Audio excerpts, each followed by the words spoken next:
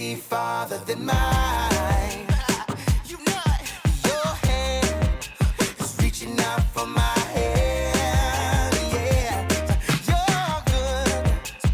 Oh, my Savior, you're good. You're too good. Yeah. So I trust, even when I don't understand. Oh, every step I take, every move I make, I will follow, follow, follow. Follow you, follow every day. Yeah, yeah. See, every single moment, every single day, I will follow, follow, follow. Follow every day.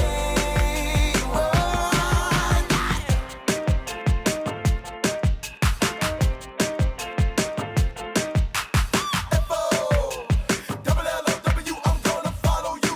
That's what I'm gonna do. F-O, double L-O-W, I'm gonna follow you. That's what I'm gonna do. F-O, double L-O-W, I'm gonna follow you. That's what I'm gonna do. Every step I take, every move I make, I will follow, follow, follow. Follow you, follow every day. Yeah, yeah. Every single moment, every single day, I will follow, follow, follow. Follow every day. F-O, double L-O-W, I'm gonna follow you. That's what I'm gonna do. Norway! Welcome to Story Lab. This week, we're talking about faith, while we take a global look at what it means to encourage each other. Skylar! Skylar, have you seen my map?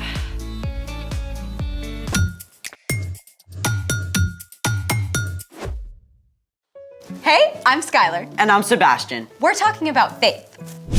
which is trusting what you can't see because what you can see. I know something awesome that you can see. What's that?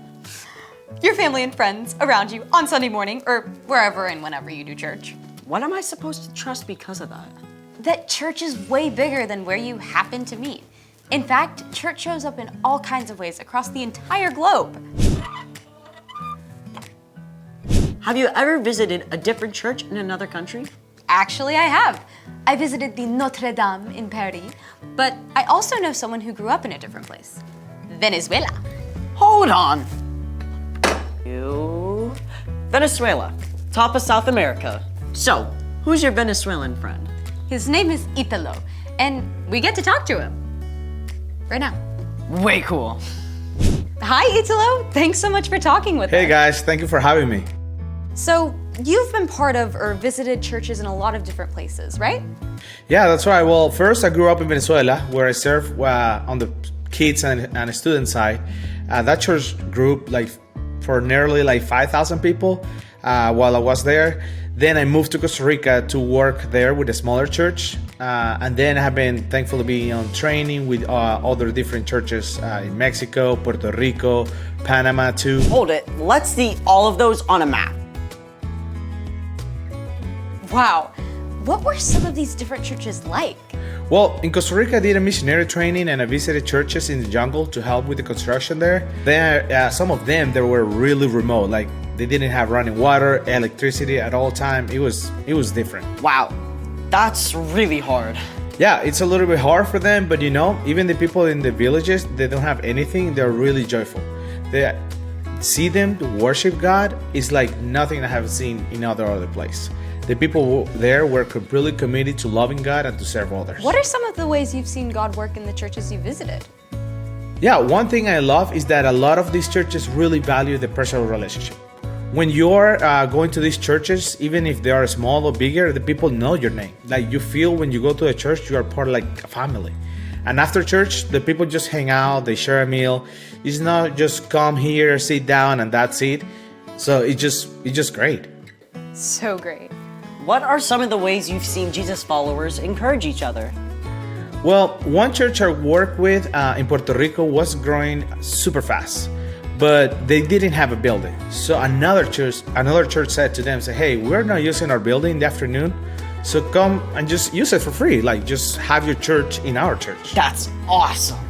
Yeah, and in Costa Rica, the church I was working with, they had a partnership with this place called the Hope Center. And they were really, they are, because they still are there, in a really bad area of the city. And some people of the church were challenging each other to help there. And now they give meals every day for more than 300 kids. And that's a lot. That's, for some of those kids, that's the only meal they even have in that entire day. Is there a way you personally experienced encouragement from the church? Yeah, for sure. Like, for example, this one family opened up their home for me to stay with them for almost 5 months. They even gave me a chance, to just come to the United States, stay with them, like no charge. They fed me. They gave me a room for myself. They didn't ask for anything. They just want to make me be part of their family. That's so cool. Italo, it has been great talking with you. Thank you so much for your time. No, thank you guys for having me. It was a pleasure. See ya. Bye. I love hearing these stories. It makes me want to travel and see what God's doing all over the world. Speaking of which, it's time for... The story before the story. Today, we're in the book of Hebrews, a letter written to early believers in Jesus. But before Hebrews, way back in the very beginning, out of a deep, deep love, God made an amazing world. But when people turned away from God, the world was broken. God made a plan to draw people back into relationship. So, at the right time, God sent Jesus, God's very own son, to live among us. Jesus gave up his life and was killed. But on the third day, he rose to life. After Jesus returned to heaven, the early church grew quickly. But some believers became confused or distracted and started to forget their faith in Jesus. Which is where our story starts. Take it away. Hey everyone, I'm Erica. Hey, Erica. The book of Hebrews is a letter written to Jewish believers in Jesus, likely by a friend or follower of the Apostle Paul. The writer wants to remind these believers that Jesus is more important than anyone or anything else, ever. He challenges them to hold on to their faith in Jesus and to encourage others in the church to do the same. Chapter 10 says this: Let us hold firmly to the hope we claim to have. The God who promised is faithful. Our hope is in Jesus, who made a way for us to live forever with God. But like the Hebrew believers, it is so easy to get distracted from that hope. We hear constant messages telling us that hope is found in buying more stuff, in doing more activities, in zoning out from our problems. So in the midst of all this, how do we stay focused on our true hope? Hebrews continues. Let us consider how we can stir up one another to love. Let us help one another to do good works. One way to hold on to our hope in Jesus is by acting on it. We can encourage each other to show God's love to the world around us. Rather than just telling our friends to do good things, we can encourage them by living it out ourselves. So what do love and good works look like? One way to put love into action is to put others first, whether it's first in line or letting your friend choose the game you play together. Another way to show God's love is by sharing what you have. It could be sharing your lunch, choosing to give away some of your toys, volunteering your time to help someone out. And you can definitely encourage others with your words. Instead of complaining or grumbling, choose to speak words that comfort someone. Remind others that God is always with them and that God gives us the strength to do hard things. Now, let's wrap up our verse from Hebrews. And let us not give up meeting together. Some are in the habit of doing this. Instead, let us encourage one another with words of hope. Let us do this even more as you see Christ's return approaching.